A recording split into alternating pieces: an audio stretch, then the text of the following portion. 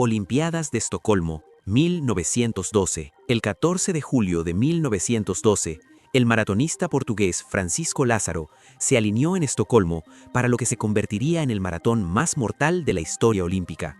El carpintero de 21 años, oriundo de Oporto, había entrenado bajo el clima moderado de Portugal. A la 1:45 p.m., las temperaturas alcanzaban los 32 grados Celsius con una humedad sofocante, convirtiendo el recorrido de 42 kilómetros en un horno de asfalto y polvo.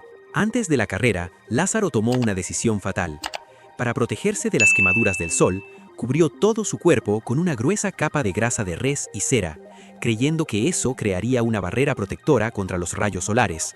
Sin embargo, lo que había hecho era sellar su piel con una capa impermeable que le impediría enfriarse a través de la transpiración. Al iniciarse el maratón, con 69 corredores, Lázaro arrancó de manera conservadora, corriendo junto a competidores de Suecia, Finlandia y Sudáfrica.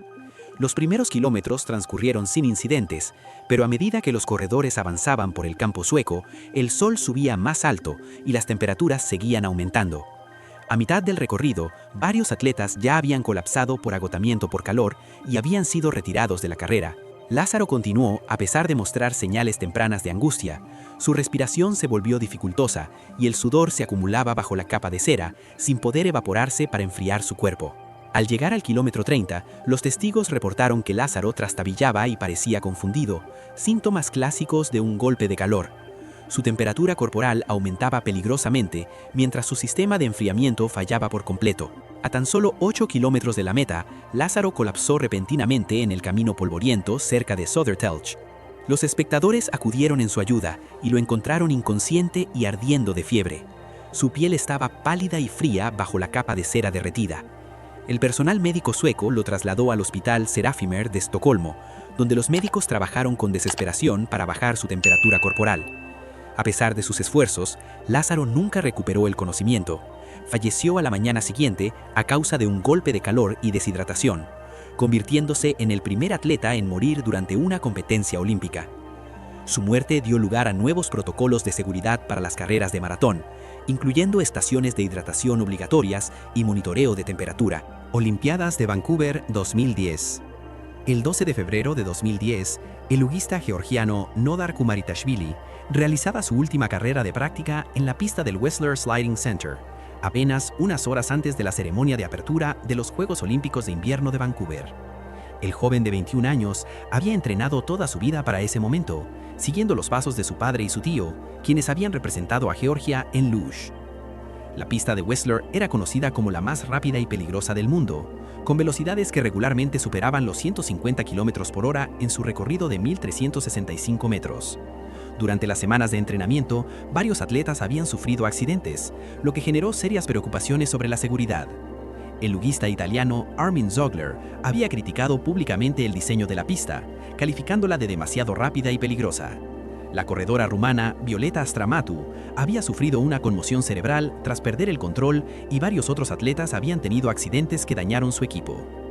A las 4:44 p.m., Kumaritashvili inició su descenso desde la posición de salida masculina, recostado boca arriba sobre el pequeño trineo mientras aceleraba por la pista de hielo. Las primeras curvas transcurrieron con normalidad mientras su velocidad aumentaba. Al llegar a la sección más exigente de la pista, viajaba a aproximadamente 144 km por hora, dentro del rango habitual para luguistas experimentados. Al aproximarse a la curva 15, conocida como 50-50, algo falló en su dirección. El análisis de video mostró que su trineo comenzó a desviarse levemente hacia la izquierda en dirección a la pared exterior. Intentó corregir aplicando presión con su pierna derecha, pero la corrección llegó demasiado tarde y fue demasiado brusca. El trineo se disparó repentinamente por el peralte de la curva 16, lanzándolo al aire como un proyectil. Fue expulsado del trineo a más de 140 km por hora, volando varios metros antes de golpear un poste de acero que sostenía el equipo de cronometraje. El impacto fue devastador, causándole un traumatismo masivo en la cabeza y el pecho. El personal médico llegó a su lado en cuestión de minutos e intentó reanimarlo con RCP, pero las lesiones eran incompatibles con la vida. Fue declarado muerto en el Centro de Salud de Whistler a las 5:50 p.m., apenas unas horas antes de la ceremonia de apertura. Las modificaciones en la pista se implementaron de inmediato, incluyendo paredes más altas y protección acolchada alrededor de los postes de acero. Olimpiadas de Invierno de Albertville, 1992. El 22 de febrero de 1992, el esquiador de velocidad suizo Nicolas Bochatai se preparaba para un entrenamiento de rutina en Val d'Isère durante los Juegos Olímpicos de Invierno de Albertville. El atleta de 27 años se encontraba en Francia para participar en un evento de demostración del esquí de velocidad, disciplina en la que los competidores alcanzan velocidades superiores a los 200 km por hora. Bochatai era un esquiador experimentado, aunque no estaba entre los competidores de élite del deporte. Esa mañana, Bochatai decidió hacer un descenso recreativo informal en las pistas regulares, lejos del circuito de esquí de velocidad. No llevaba el equipo especializado de su disciplina, sino material alpino estándar para lo que pretendía ser un calentamiento relajado.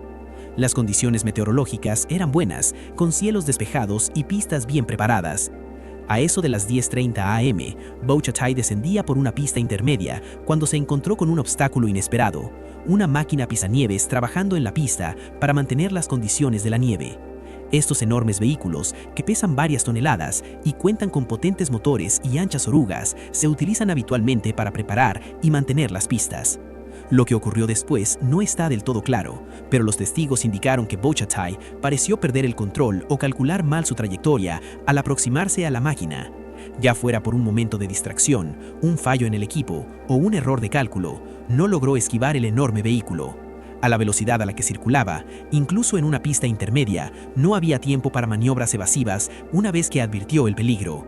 Bochatai colisionó con la parte trasera de la pisanieves con una fuerza tremenda, sufriendo traumatismos masivos que resultaron inmediatamente fatales. El impacto fue tan brutal que la supervivencia era imposible, a pesar de la respuesta inmediata del personal de la estación y los equipos médicos. Su muerte conmocionó a la comunidad olímpica y al mundo del esquí de velocidad, dando lugar a nuevos protocolos de seguridad para los eventos de demostración y a directrices más estrictas sobre la interacción entre los atletas y las operaciones de las estaciones durante los Juegos Olímpicos. Si te gustan estas historias intensas, suscríbete. Y si llegaste hasta aquí, deja tu like. Olimpiadas de Roma, 1960. El 26 de agosto de 1960, el ciclista danés Knud Enemark Jensen se alineó para la contrarreloj por equipos de 100 kilómetros en los Juegos Olímpicos de Roma, sin saber que estaba a punto de convertirse en el primer atleta en morir por consumo de drogas durante una competencia olímpica. El joven de 23 años formaba parte del equipo ciclista danés de 4 corredores, disputando la extenuante carrera en ruta bajo el abrasador sol italiano, con temperaturas que alcanzaban los 40 grados Celsius. Jensen había estado tomando Ronicol, un estimulante de la circulación sanguínea legal en aquel momento, pero posteriormente prohibido por sus peligrosos efectos secundarios, especialmente al combinarse con el esfuerzo extremo y el calor. El medicamento era de uso común entre los atletas de resistencia, que creían que mejoraba el rendimiento al aumentar el flujo sanguíneo, aunque sus efectos en condiciones de calor extremo eran poco conocidos. A las 2 p.m., el equipo danés comenzó la carrera desde el Circo Máximo hasta las termas de Caracalla, con Jensen tomando sus turnos al frente, mientras combatían el sofocante calor y el exigente trazado por la campiña romana. La contrarreloj por equipos exigía que los 4 ciclistas trabajaran en conjunto, manteniendo altas velocidades a lo largo de los 100 kilómetros de recorrido. Durante la primera hora, Jensen pareció manejar bien las condiciones, rotando en el pelotón y manteniendo el ritmo elevado propio de la competencia olímpica. Sin embargo, a medida que avanzaba la carrera y el calor de la tarde se intensificaba, Jensen comenzó a mostrar signos de dificultad que sus compañeros atribuyeron inicialmente al cansancio normal de la carrera. Su pedaleo se volvió menos fluido y le costaba mantener su posición en los relevos al frente. Al llegar al kilómetro 87, con apenas 13 kilómetros por delante, Jensen estaba claramente en apuros. Sus compañeros notaron que se tambaleaba levemente y parecía desorientado, pero lo animaron a continuar, sin reconocer los signos de una emergencia médica en desarrollo.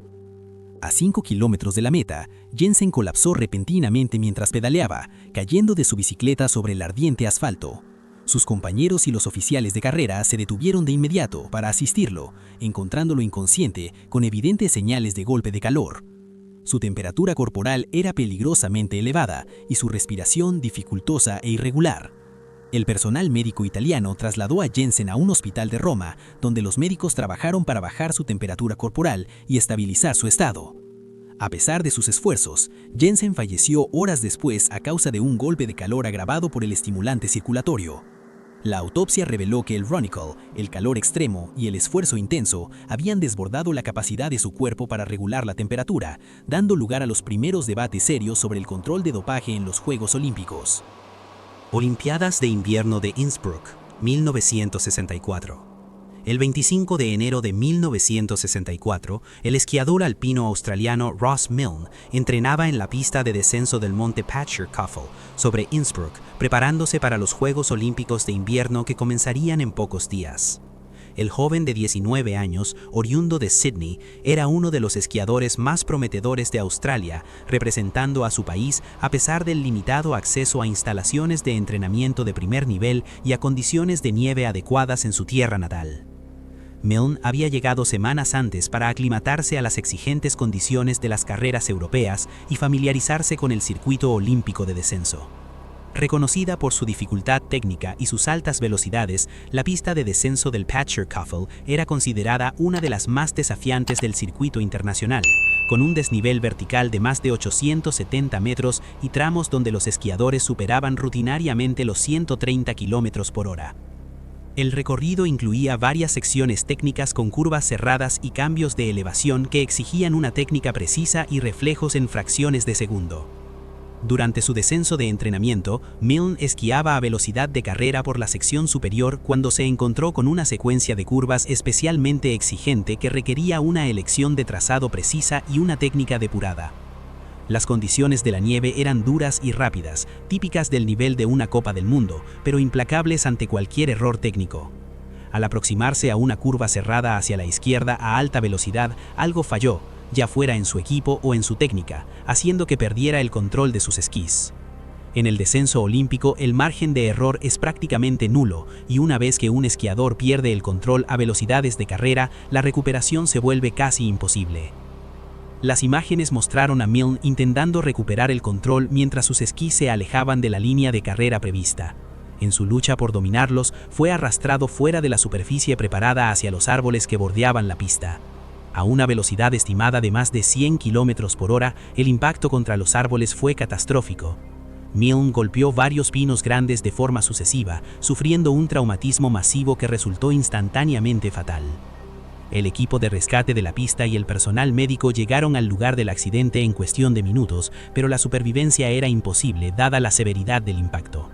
Su muerte conmocionó a la comunidad olímpica y llevó a mejoras significativas en las medidas de seguridad de las pistas de descenso, incluyendo márgenes de seguridad más amplios entre las líneas de carrera y los obstáculos, mejores barreras de protección y procedimientos más rigurosos de inspección de pistas, medidas que siguen utilizándose en el esquí de competición internacional hasta el día de hoy. Atenas 2004 y Río 2016, la construcción de sedes olímpicas ha cobrado numerosas vidas. Pero Atenas 2004 y Río 2016 destacan por su trágico saldo de trabajadores fallecidos. En Atenas, la carrera por completar las instalaciones creó condiciones de trabajo peligrosas que resultaron fatales para varios obreros de la construcción. El 15 de marzo de 2004, meses antes de los Juegos, Demetrios Antonopoulos, de 45 años, trabajaba en el techo del Estadio Olímpico cuando fallaron los cables de seguridad. Antonopoulos cayó más de 30 metros hasta su muerte mientras instalaba equipos de iluminación. El gobierno griego había retrasado la construcción durante años debido a problemas burocráticos, obligando a las empresas contratistas a trabajar sin descanso para cumplir con los plazos. Los trabajadores hacían turnos de 16 horas con frecuencia, sin el descanso adecuado, y los protocolos de seguridad eran ignorados habitualmente. Otro trabajador, Nikos Giorgos, operador de grúa de 38 años, murió el 2 de junio de 2004 cuando su grúa colapsó mientras levantaba vigas de acero para el centro acuático. La grúa operaba por encima de su capacidad nominal debido a la presión por acelerar la construcción, y la preparación inadecuada del suelo provocó que la enorme máquina volcara, aplastando a Giorgos en la cabina del operador.